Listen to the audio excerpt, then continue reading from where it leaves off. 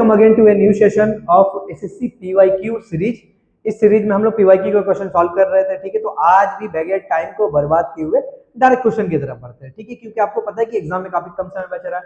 ठीक है, इस बार तो आपका क्या हुआ कि पैटर्न भी थोड़ा सा चेंजेस आया क्योंकि क्वेश्चन का लेवल थोड़ा सा हार्ड हो गया है। ठीक है, और टीसीएस इस बार एग्जाम नहीं ले रहा है एसएससी के लिए। ये जो 2025 का सेशन है इसमें एडुकेटी नाम की नई एक वेंडर है वो एग्जाम ले रही है। तो मैथ का में थोड़ा सा पैटर्न चेंज हुआ है, थोड़ा सा मतलब क्या हुआ है, लेवल और डिफिकल्ट आ रहा है एसएससी जो सिलेक्शन पोस्ट है उसके अकॉर्डिंग। ठीक है, तो आज का सेशन चलिए हम बगैर टाइम बर्बाद किए हुए स्टार्ट करते हैं। आज के ये रहा हमारा question number 1। Question 1, Pawan covers 1.5 kilometre in 15 minutes and Naman beats Pawan by 150 metre. Pawan 1.5 kilometre का डिस्टेंस को 15 मिनट में कवर करता और नमन जो है पवन को 150 मीटर से क्या करता, हरा देता है। Then find the time taken by Naman to complete the race of 1.5 kilometre. तो 1.5 किलोमीटर कवर करने में नमन को कितना समय लगा होगा। ठीक है, नमन ने यहाँ पे क्या किया, पवन को बीट किया है 150 मीटर से। अच्छा, पवन 150 किलोमीटर का डिस्टेंस कवर करता है 15 मिनट, तो पवन की स्पीड कितनी हुई देखो। तो स्पीड यहाँ पे हमें स्पीड निकालना, स्पीड ऑफ पवन 1.5 किलोमीटर का डिस्टेंस कवर करता है। 1.5 किलोमीटर को मीटर में कन्वर्ट करता है यानी 1500 मीटर। ठीक है, ये होगा हमारा 1500 मीटर और पवन को टाइम कितना लग रहा है, 15 मिनट लग रहा है। यानी पवन की स्पीड कितनी है, काट लोगे तो 15 से कितना होगा, 100 मीटर पर मिनट। यानी पवन की जो स्पीड है वो 100 मीटर है 1 मिनट में। पवन जो है 100 मीटर दूर जाता है 1 मिनट में। ठीक है, अब क्वेश्चन में कह रहा है कि नमन जो है ना पवन को 150 मीटर से बीट कर रहा है 1.5 किलोमीटर के रेस में। यानी अगर मैं ये कहूं कि 1.5 किलोमीटर का अगर हमारा क्या है, रनअप है, हमारा डिस्टेंस है, तो पवन अगर 1350 किलोमीटर डिस्टेंस कवर कर रहा है तो सेम टाइम में नमन क्या कर रहा है, 1500 पूरा किलोमीटर का डिस्टेंस कवर कर रहा है। क्योंकि नमन ने पवन को 150 मीटर से हराया है 1.5 किलोमीटर का रेस में। यानी नमन ने अगर पूरा 1.5 किलोमीटर का डिस्टेंस कवर किया तो पवन उसके 150 मीटर पीछे ही है ना, तभी ना 150 मीटर से वो हारा है। ठीक है, तो पूछ रहा है कि नमन को समय कितना लगा 1.5 किलोमीटर का डिस्टेंस को कवर करने में। तो पवन को, यहां ध्यान से समझिएगा, पवन को 1350 मीटर डिस्टेंस कवर करने में जितना टाइम लगा होगा उतना ही टाइम नमन को लगा होगा 1500 मीटर कवर करने में। क्योंकि सेम टाइम में जैसे ही नमन ने रेस फिनिश किया, पवन क्या था, उससे 150 मीटर दूर था। यानी पवन उस समय 1350 मीटर का डिस्टेंस कवर किया हुआ था। तो आप यानी पवन को 1350 मीटर डिस्टेंस कवर करने में जितना टाइम लगेगा, नमन को 1500 मीटर डिस्टेंस कवर करने में सेम समय लगेगा। तो आप ये निकाल लो ना, पवन को 1350 मीटर का डिस्टेंस कवर करने पवन को समय कितना लगेगा। तो टाइम टेकन बाय पवन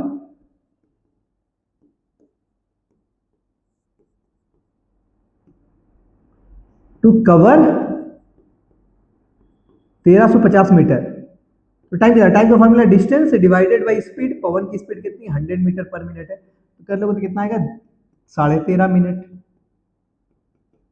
ठीक है, तो नमन को 1.5 किलोमीटर का रेस को कवर करने या डिस्टेंस कवर करने कितना समय लगेगा, इतना ही समय लगेगा, 13.5 मिनट। तो आंसर हो जाएगा आपका ऑप्शन नंबर बी, 13.5 मिनट। उम्मीद करता हूं आपको ये क्वेश्चन समझ में आया होगा। क्वेश्चन आसान था। क्वेश्चन में ये कह रहा है कि भैया 1.5 किलोमीटर का एक रेस है। ठीक है, पवन और नमन दो बंदे दौड़ रहे हैं। अब नमन क्या करता है, पवन को 150 मीटर से हरा देता है। ठीक है, अगर मैं इसको मीटर में कन्वर्ट कर लूं तो 1500 मीटर का एक रेस था। यानी नमन ने 1500 मीटर जैसे ही कवर किया, जैसे ही क्रॉस किया, तो पवन क्या था, उससे 150 मीटर पीछे था। यानी पवन उस समय 1350 मीटर ही पवन ने डिस्टेंस कवर किया था। तो पवन को 1350 मीटर डिस्टेंस कवर करने में जो समय लगेगा, नमन को 1500 मीटर डिस्टेंस कवर करने में सेम समय लगेगा। तो यहाँ पे मैं देख रहा हूँ कि पवन को 1350 मीटर डिस्टेंस कवर करने में 13.5 मिनट लगेगा, तो नमन को भी 1500 मीटर डिस्टेंस कवर करने में 13.5 मिनट ही लगेगा। ओके, चलिए आगे बढ़े। क्वेश्चन नंबर 2, ये देखिए अलजेब्रा का क्वेश्चन है। ठीक है, यहाँ पे क्वेश्चन में ये दिया हुआ है, इसकी value m/30 - m, n/24 - n plus O/18 - O equal to 8। तो इसकी वैल्यू पूछा हुआ है। तो यहाँ पे देखिए ये बहुत ही क्या बोल सकते हो, अलजेब्रा का एक क्लासिक क्वेश्चन, मतलब इस टाइप के क्वेश्चन बहुत पूछता है। यहाँ पे हमको देखिए एक ही इक्वेशन दिख रहा है, इसका तो वैल्यू मुझे निकालना है ना, इसको इक्वेशन में काउंट नहीं कर सकते। तो एक इक्वेशन दिया, 3 वेरिएबल है m, n, o। तो एक काम कर लो ना, n और o को आप 0 पुट कर लो, लेट, क्योंकि आपको पता है कि वेरिएबल 3 इक्वेशन है, तो मैं क्या कर सकता हूँ, 2 वेरिएबल को मैं 0 पुट कर सकता हूँ। बस कंडीशन ये है कि अनडिफाइन नहीं आना चाहिए। तो put let n equal to 0 और o इक्वल टू भी 0, n और o दोनों के यहाँ पे मैं 0 पुट करता हूँ, तो यहाँ पे क्या होगा m by 30 minus m, 0 by something 0, 0 by something 0 equal to 8 हो जाएगा। क्रॉस मल्टीप्लीकेशन कर लो, m इक्वल टू 240 माइनस का 8m, माइनस का 8m उधर लाओगे तो 9m होगा, 9m इक्वल टू 240, तो m इक्वल टू कितना होगा 3 से डिवाइड कर लो ना, 3 8 24 बटा 80/3 m की वैल्यू आएगी। अब आपसे पूछा क्या है इसकी वैल्यू बताओ, तो यहाँ वैल्यू पुट कर दो ना, तो पर अगर मैं वैल्यू यहाँ पे पुट करता हूँ 5/30, m की वैल्यू कितनी है 80/3 प्लस का 4/24 होगा क्योंकि इनके यहाँ पे 0 पुट करूंगा, प्लस का 3/18 होगा। ठीक है, इसको सिंप्लीफाई कर लो, 3 से इसको अगर मल्टीप्लाई करो 90 माइनस 80 कितना होगा 10 होगा, 3 ऊपर जाएगा तो कितना बचा 15/10 प्लस का 1/6 हुआ, ये भी 1/6 हुआ, 1/6 प्लस 1/6 कितना हुआ 2/3 यानी 1/3 आएगा। क्रॉस मल्टीप्लीकेशन करो कितना होगा 15 45 प्लस 10 55, 55/30 होगा, काट लो 5 6 के 30, 11 बढ़ जाएगा यानी 11/6 हमारा आंसर होगा। ऑप्शन डी 11/6 आपका आंसर। सिंपल क्वेश्चन था। ठीक है, 3 वेरिएबल थे, इक्वेशन एक ही था, 2 वेरिएबल का मैंने 0 अज्यूम कर लिया। ठीक है, वहां से मैंने वैल्यू पुट कर लिया, आंसर आ गया। क्वेश्चन नंबर 3,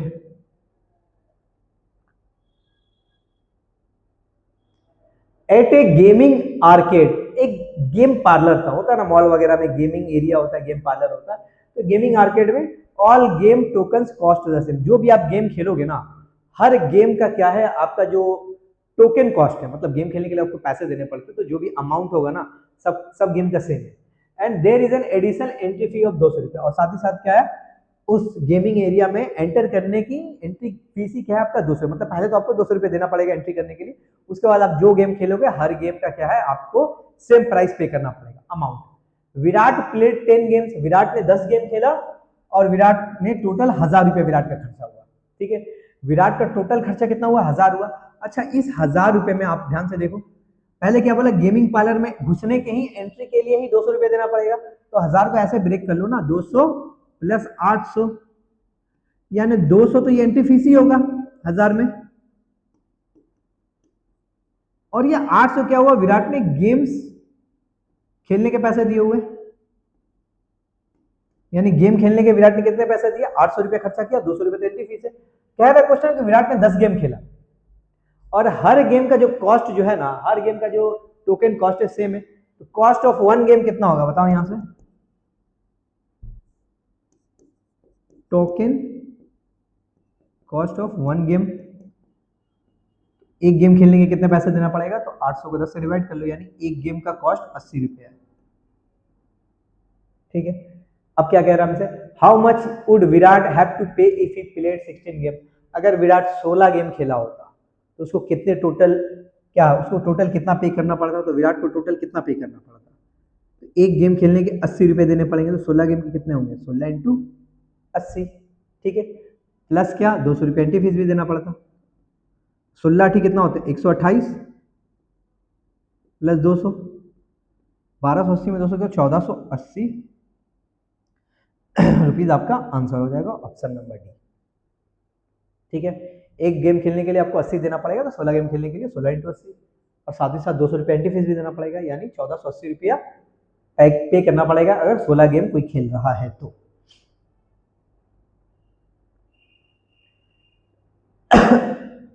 आगे बढ़ते हैं क्वेश्चन नंबर 4 की तरफ। क्वेश्चन नंबर 4 जो है वो हमारा है डिस्काउंट का क्वेश्चन है, देखते हैं इसको ध्यान से।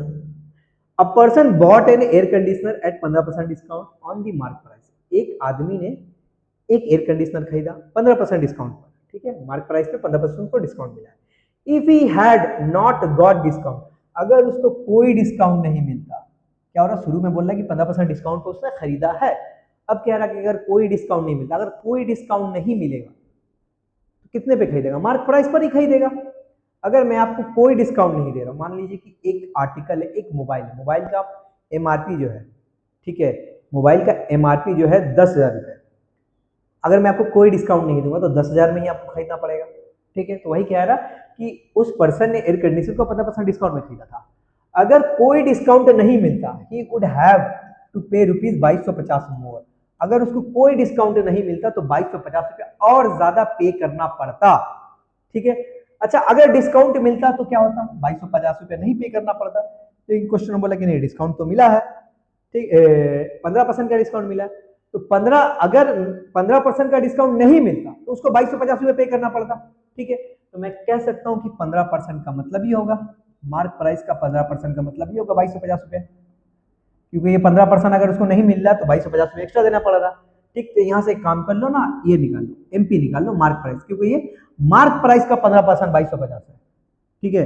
1% की वैल्यू कितनी होगी, 2250 बटा 15, काट लो यहाँ से, 15 कम 15, 15 पचे 75, एक यूनिट की वैल्यू कितना है, या 1% की वैल्यू कितना है, 150 रुपया है।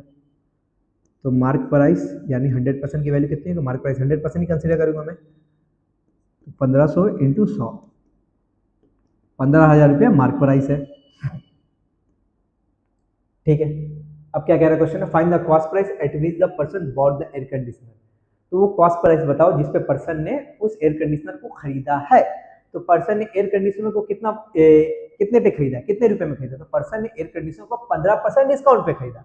मार्क प्राइस है कितना, 15,000, 15,000 पे उसको 15% डिस्काउंट मिला तब उसने खरीदा। ये तो कंडीशन दिया हुआ है ना, if he had not got discount, अगर वो डिस्काउंट मिलता ही नहीं तब बात कर रहा है कि 2250 में ज्यादा पे करना पड़ता, लेकिन एक्चुअली उसको डिस्काउंट तो मिला है। तो पर्सन का कॉस्ट प्राइस पड़ा कितना, खरीदा पर्सन ने कितना में, तो 15,000 मार्क प्राइस है, इस पे उसको डिस्काउंट मिला है 15% का। 15% डिस्काउंट का मतलब 85% उसने खरीदा होगा, तो 15,000 का 85% निकाल लो, आंसर आ जाएगा। 2 0 2 कैंसिल आउट, 0 दे दो, 15 पच्चे 75 का 5 हाथ में लगा 7, 15 120 प्लस 7 127, यानी उस पर्सन ने 12,750 रुपये में उस एयर कंडीशनर को खरीदा है, क्योंकि उसको डिस्काउंट मिला है। तो मैंने यहाँ से मार्क प्राइस निकाला, मार्क प्राइस का 85% निकाल लिया, क्योंकि 15% डिस्काउंट दे रहा था, ठीक है।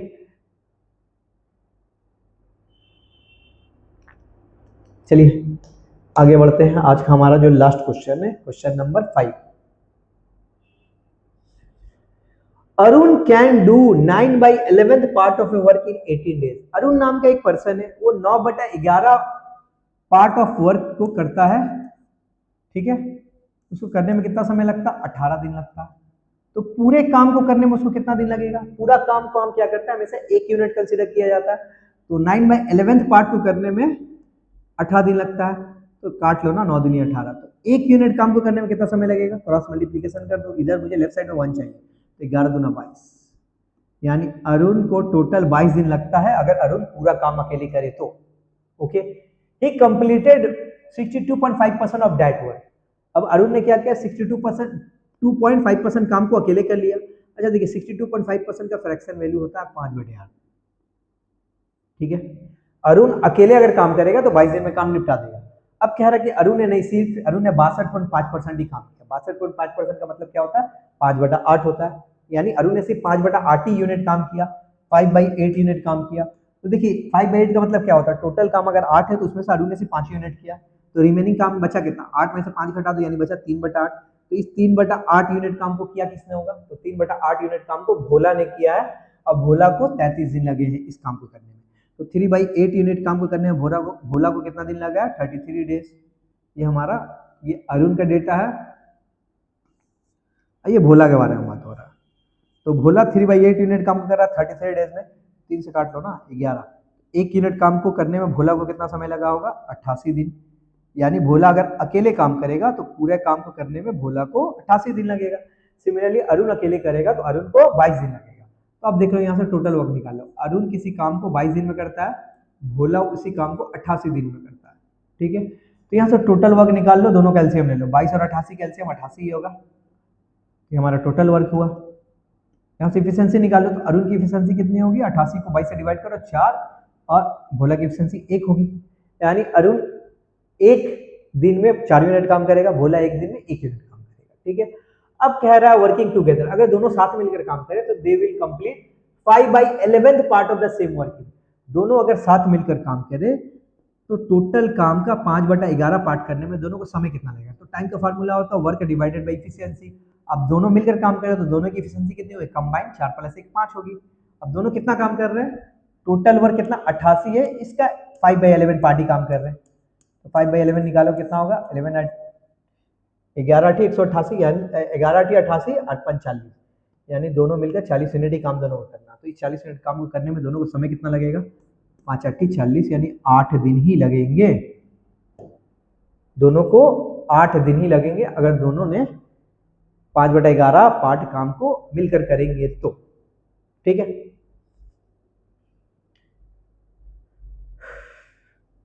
तो यही था आज का हमारा 5 क्वेश्चन। बाकी के हम लोग फिर से मिलेंगे, इस सेशन को कंटिन्यू रखेंगे हम लोग जब तक कि आपका एग्जाम हो नहीं जाता, CGL हो, CHSL हो या MTS हो। ठीक है, तो तब तक के अगर आपको ये वीडियो पसंद है तो वीडियो को लाइक कीजिए और अपने दोस्तों के साथ शेयर कीजिए और चैनल को सब्सक्राइब कीजिए। चलिए मिलते हैं नेक्स्ट सेशन में।